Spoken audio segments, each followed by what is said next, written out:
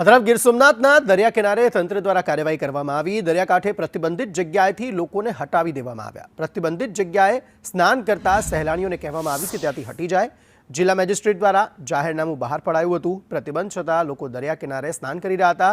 લોકોની સુરક્ષાના ભાગરૂપે આ કાર્યવાહી કરવામાં આવી। તંત્ર દ્વારા અત્યારે હાલમાં જે દરિયાનો કરંટ છે એ કરંટને ધ્યાનમાં લઈ અને આગામી સમયને ધ્યાનમાં લઈ તમામ પ્રવાસીઓને અત્યારે દરિયાનું સ્નાન કરતાથી અટકાવી અને તમામને બહાર કાઢવામાં આવેલ છે। અને જ્યારે પણ આ લોકો જ્યારે સમુદ્રમાં સ્નાન કરે છે ત્યારે તંત્ર તરફથી એટલે કે પોલીસ ડિપાર્ટમેન્ટ તરફથી કલેક્ટર સાહેબના જાહેરનામાના અંતર્ગત ગુના દાખલ કરવામાં આવે છે। ગઈકાલે हाल संभावित चक्रवातनी परिस्थिति है अने अरबी समुद्र में दरियो है ते गांडे तूर है। बीजी तरफ सोमनाथना समुद्र में स्नान करवू के मोजानी मोज माणवी उपर जिला मेजिस्ट्रेटनु जाहेरनामું છે જે प्रतिबंधात्मक है।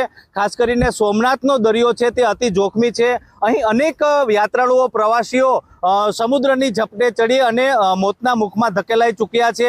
ત્યારે જિલ્લા મેજિસ્ટ્રેટ દ્વારા આ સમુદ્રને જોખમી જાહેર કરવામાં આવ્યો છે અને આ સમુદ્રમાં સ્નાન કરવા ઉપર પ્રતિબંધ ફરવામાં આવ્યો હતો। આમ છતાં જે અહીં પ્રવાસીઓ આવી રહ્યા છે તે જીવના જોખમે આ સમુદ્રમાં સ્નાન કરતા હતા અને ગઈકાલે સંદેશ ન્યૂઝ દ્વારા જાહેર રીતમાં આ અહેવાલ પ્રસિદ્ધ કરવામાં આવ્યો હતો। જિલ્લા કલેક્ટરનું જે જાહેરનામું છે તેનો સરેઆમ ઉલ્લંઘન થઈ રહ્યું હતું અને લોકો પ્રવાસીઓ જીવના જોખમે સમુદ્રમાં સ્નાન કરી રહ્યા હતા। સંદેશ ન્યૂઝના અહેવાલના પગલે તંત્ર સફાળું જાગ્યું છે અને આપ જે દ્રશ્ય નિહાળી રહ્યા છો આ સોમનાથના એ જ સમુદ્રના કાંઠાના દ્રશ્ય છે। ગઈકાલે અહીં લોકો સમુદ્રમાં બેફામપણે દરિયાને આ મોજાની મોજ માણી રહ્યા હતા। આ તંત્ર દ્વારા આ સમુદ્ર કિનારા પરથી તમામ લોકોને દૂર કરી દેવામાં આવ્યો છે અને લોકોની જાનમાલી અને સલામતીના ભાગરૂપે તંત્ર દ્વારા એક્શન લેવામાં આવ્યા છે। રાકેશ આહિર, સંદેશ ન્યૂઝ, ગીર સોમનાથ।